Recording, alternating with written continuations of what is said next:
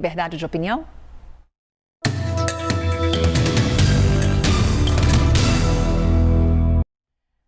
Afinal, hoje é terça-feira e todas as terças e quintas, a partir das 7h30 da manhã, temos Alessandro Soares e Hélio Beltrão comentando aqui os principais temas do dia que, por vezes, dividem opiniões.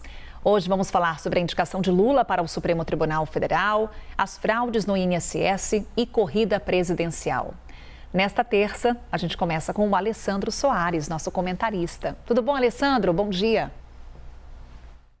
Bom dia, Carol. Bom dia a todos. Vamos lá, Alessandro. O nosso primeiro assunto é a cadeira no Supremo Tribunal Federal, que continua vaga. Depois de Jorge Messias ser rejeitado pelo Senado, Lula disse a aliados que não aceitou a derrota. Aliás, uma derrota histórica. A CNN apurou que a ideia do presidente é insistir no nome dele para o Supremo e que o próprio presidente deve atuar nessas articulações. Alessandro, Lula deve insistir no nome de Messias para o STF?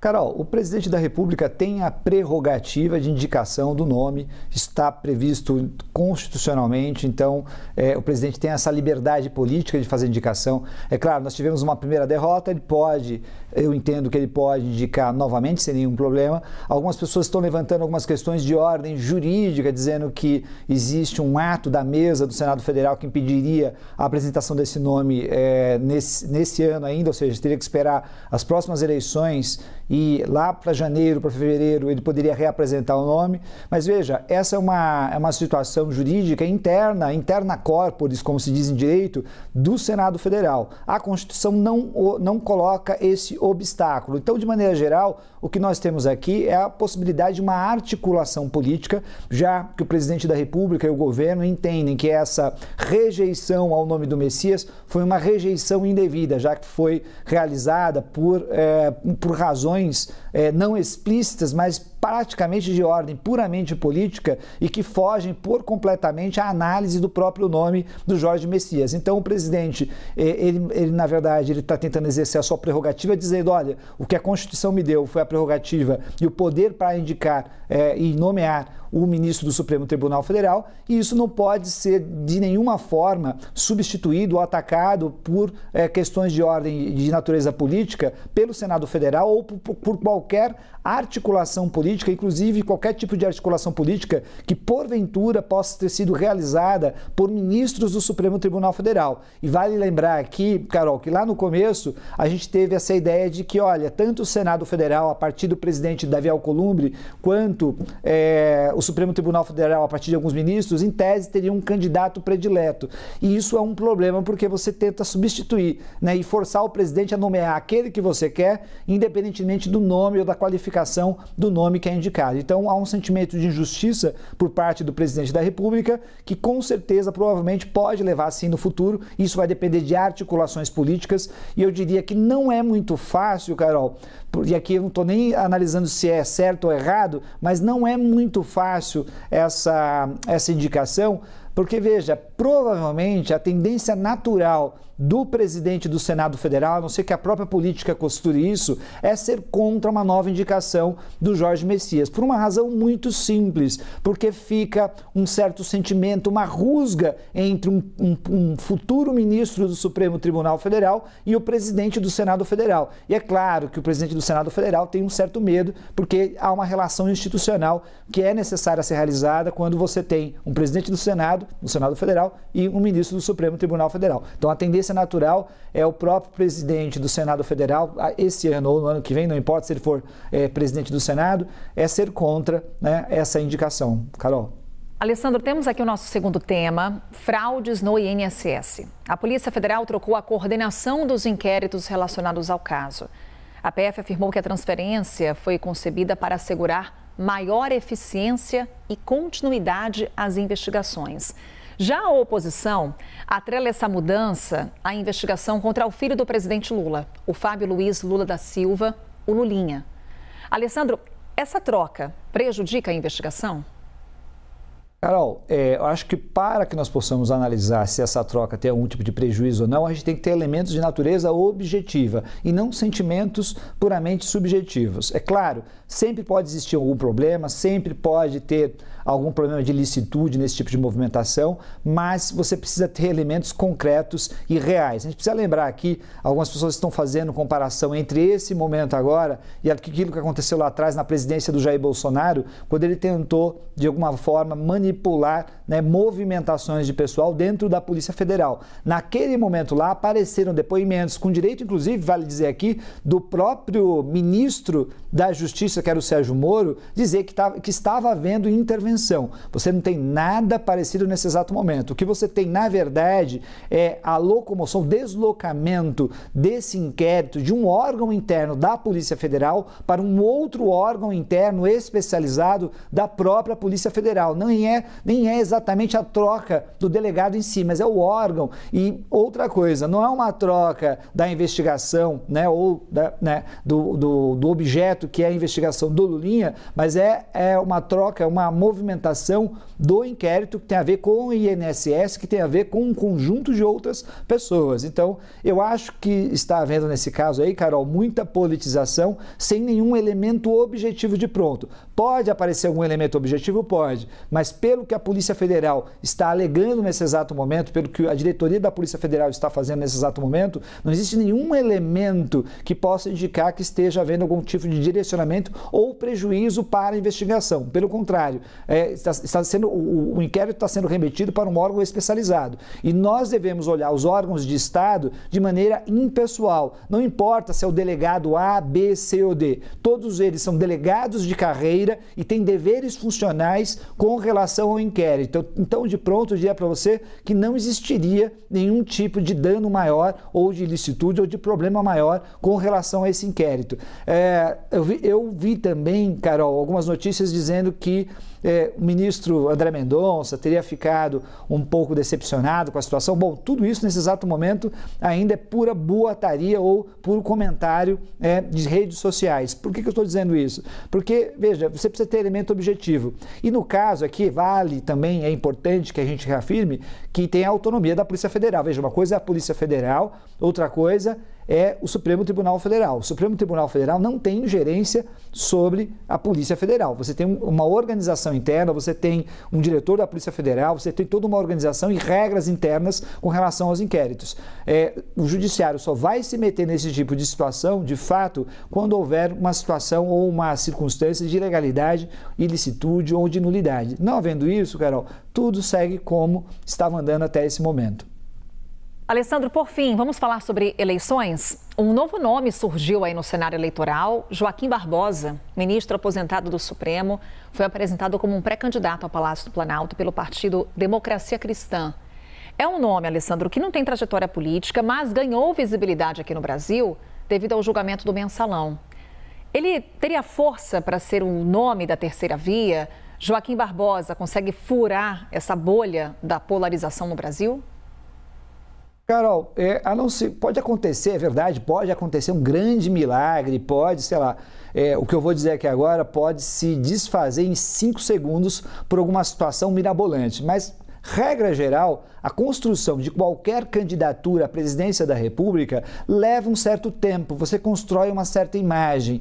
E no caso do Joaquim Barbosa, você tem uma pessoa que ressurgiu hoje dentro da política, veio do Supremo Tribunal Federal, no momento lá atrás, onde você tinha uma politização muito forte da Operação Lava Jato, vale dizer aqui, e ele teve um discurso que eu vou chamar aqui de populista, né, naquele momento histórico. E depois daquele momento, ele meio que desapareceu do cenário político. E agora ele retorna no momento onde você tem o que eu vou chamar aqui de um caos completo dentro da direita e da extrema-direita, onde ninguém sabe muito bem o que que vai acontecer com a candidatura do Flávio Bolsonaro. As outras candidaturas não parecem decolar de maneira forte. Então, dentro desse campo, desse ambiente da direita e da extrema-direita, há um certo um cheiro de desespero, aonde você tem a candidatura Bolsonaro, do caso do Flávio Bolsonaro, que não pode desistir de maneira nenhuma, porque é a candidatura da família, é a candidatura de confiança do Bolsonaro e é a única candidatura que pode, de alguma forma, garantir para ele ainda a manutenção e a segurança de ter o controle do bloco político, ou melhor, da mobilização desse bloco político. Se ele não tem isso, ele está perdido, e o Bolsonaro e o próprio Flávio Bolsonaro sabem disso, por isso que é uma candidatura que muito dificilmente vai recuar. Por outro lado, você tem toda uma direita que faz um discurso de extrema-direita, vale dizer aqui, eu estou falando do Zema, estou falando aqui do Caiado, que aparecem como uma terceira via, mas que repetem em grande parte, o roteiro dado pelo próprio Jair Bolsonaro e pela família Bolsonaro. E você tem os demais candidatos. Até esse momento, o partido pelo qual o Joaquim Barbosa pretende sair, então, e está uma discussão bem grande dentro do próprio partido, o DC, o Democracia Cristã, ele é um partido extremamente pequeno e com certeza quer número de cadeiras. Então, está fazendo ali uma espécie de contas, talvez matemática, para tentar conseguir o maior número de cadeiras possível. E aí você tem a candidatura anterior desse mesmo partido, que seria substituída aí pelo Joaquim Barbosa, que é do Aldo Rebelo. O Aldo Rebelo, é verdade, teria um perfil diferente do Joaquim Barbosa. Acho que, no caso do Aldo Rebelo, ele seria uma candidatura de apoio à candidatura bolsonarista, pelo discurso que ele tem e que ele vem construindo ao longo do tempo. E no caso do Joaquim Barbosa, não seria necessariamente essa a tendência geral. Muito provavelmente, Joaquim Barbosa deve tecer muitas críticas com relação ao campo bolsonarista. Então, tudo em aberto, mas a probabilidade dessa candidatura, Carol, ter qualquer tipo de real possibilidade de alcançar um patamar alto o suficiente para ameaçar o conflito e a polarização política é muito baixo.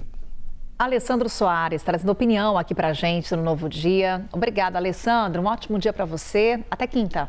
De nada, Carol. Até quinta-feira.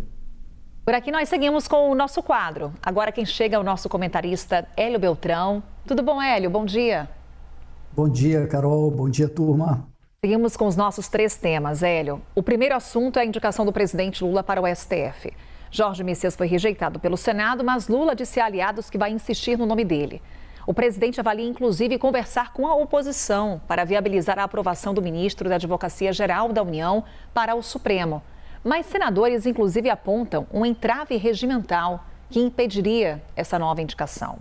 Afinal, Hélio, Lula deve insistir em Messias? Carol, essa história é muito estranha.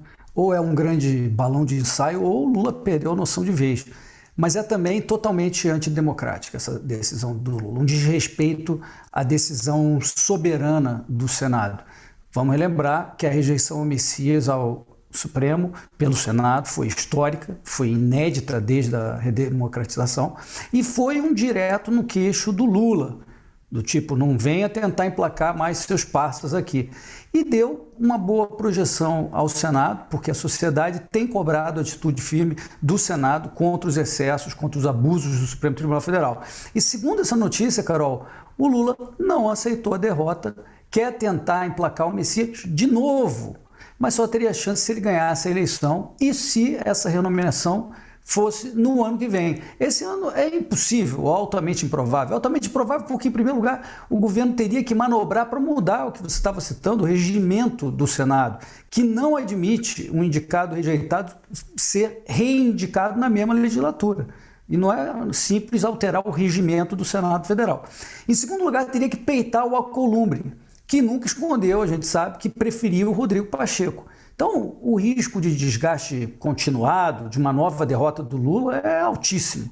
Eu acho até natural que o Lula queira emplacar mais um ministro, já que ele corre sério risco de não ser reeleito. Então, isso pode ser, sim, um balão de ensaio dele para ver que nome alternativo surge ou que nomes o Centrão bota na mesa. Seria uma sinalização meio esquisitona para negociar um nome do agrado dele, mas que agrade também ao Alcolumbre, ao Centrão, que é com quem o Lula negocia tudo. Mas é preciso também lembrar que o Supremo vive a pior crise da sua história. O Fachin, presidente do Supremo Tribunal Federal, nem enfrentou os pepinos do Toffoli, do Alexandre de Moraes, no caso Master, e nem tem o respeito de uma certa ala de ministros. Ele só tem pregado no deserto pela criação do tal Código de Ética. Mas o ministro Gilmar está em guerra aberta com ele, né? Segundo a imprensa, o ministro Gilmar chamou o Fachin até de filibusteiro e tal. Tudo isso é mais uma razão para deixar o Messias para lá. O STF está excessivamente politizado. É preciso que o STF volte à sua função constitucional de garantir o cumprimento da Constituição sem fazer política, sem reescrever a Constituição semanalmente. Carol. Hélio, falamos agora sobre as fraudes no INSS. Depois da Polícia Federal trocar o delegado responsável pelas investigações do caso, a Comissão de Segurança Pública da Câmara vota hoje um convite para ouvir o diretor-geral da PF, Andrei Rodrigues. O líder do PL na Câmara, o deputado Sóstenes Cavalcante, defende que essa mudança aconteceu no momento sensível do inquérito que apura, inclusive, a suspeita de envolvimento do filho do presidente Lula, Fábio Luiz Lula da Silva, o Lulinha. Hélio, essa mudança prejudica a investigação? Carol, essa história do Lulinha é gravíssima, porque o envolvimento dele com o careca do INSS foi confirmado pela própria defesa dele. Mas a investigação, a gente viu, não foi para frente. Todo mundo vai se lembrar quando o diretor da Polícia Federal, Andrei Rodrigues, teve que comentar a história do Lulinha lá atrás. Ele disse o seguinte: não basta uma pessoa ser citada para ser considerada investigada ou não investigada. Desconheço esse detalhe do processo. Creio que é um processo que está ainda sob sigilo e, infelizmente, surgiu essa possibilidade que eu não posso comentar pelo sigilo da investigação. Veja o que ele falou. Infelizmente, surgiu essa possibilidade. Mas qual a possibilidade que ele se refere? É a possibilidade do Lulinha estar envolvido em crime. Isso foi em dezembro. De lá para cá, nada, nem a Polícia Federal, nem a CPMI do INSS, que blindou o Lulinha. E blindou também o irmão do Lula. E a investigação, pelo jeitão, não andou. Então agora a gente descobriu que a Polícia Federal trocou o departamento responsável pela investigação dos crimes do INSS. Isso foi feito na surdina, sem comunicação oficial, nem comunicação à imprensa, nem ao ministro André Mendonça, que é o relator do inquérito no Supremo Tribunal Federal. Segundo a apuração da CNN, essa mudança foi feita há pelo menos 2 semanas. É uma falta de transparência terrível. E o que foi que a Polícia Federal fez? Tirou a investigação justamente do departamento especializado em crimes previdenciários e mandou para um departamento que cuida de investigação de gente com foro privilegiado. Mas, ora bolas, o Lulinha não tem foro privilegiado.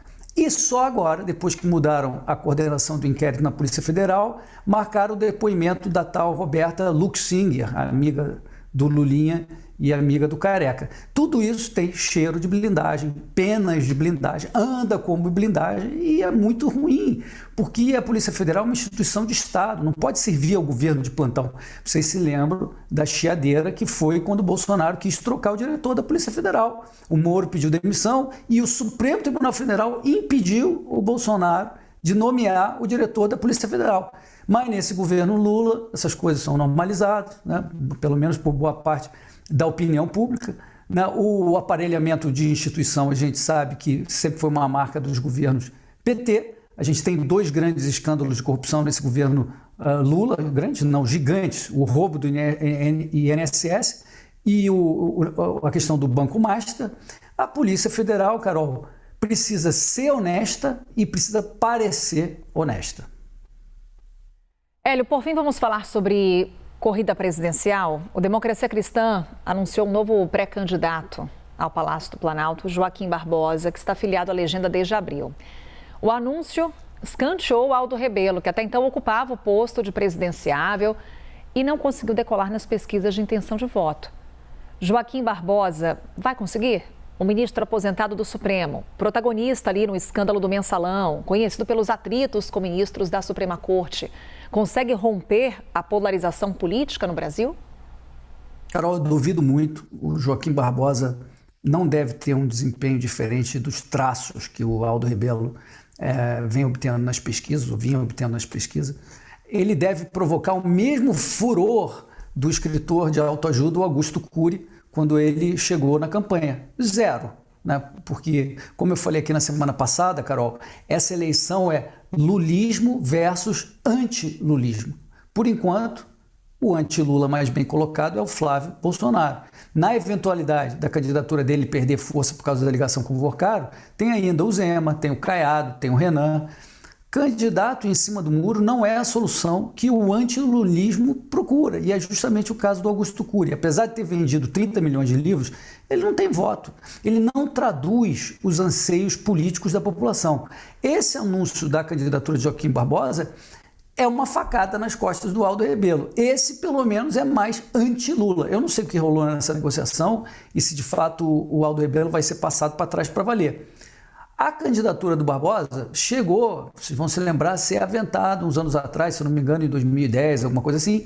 Ele, por sinal, foi um juiz correto na época da Lava Jato. Ele disse, inclusive, boas verdades na cara do ministro Gilmar Mendes, mas ele se recolheu nos últimos anos. Me parece, então, um erro dos democratas cristãos, né, mas é um erro que não vai fazer diferença alguma no pleito. Carol, a terceira via não existe. Hélio Beltrão trazendo opinião também aqui pra gente no Novo Dia. Hélio, obrigada. Até quinta-feira. Até quinta, Carol. Obrigado. Lembrando que a opinião dos nossos comentaristas não reflete necessariamente a posição da CNN Brasil. Liberdade de opinião volta na próxima quinta-feira, a partir das 7h30 da manhã.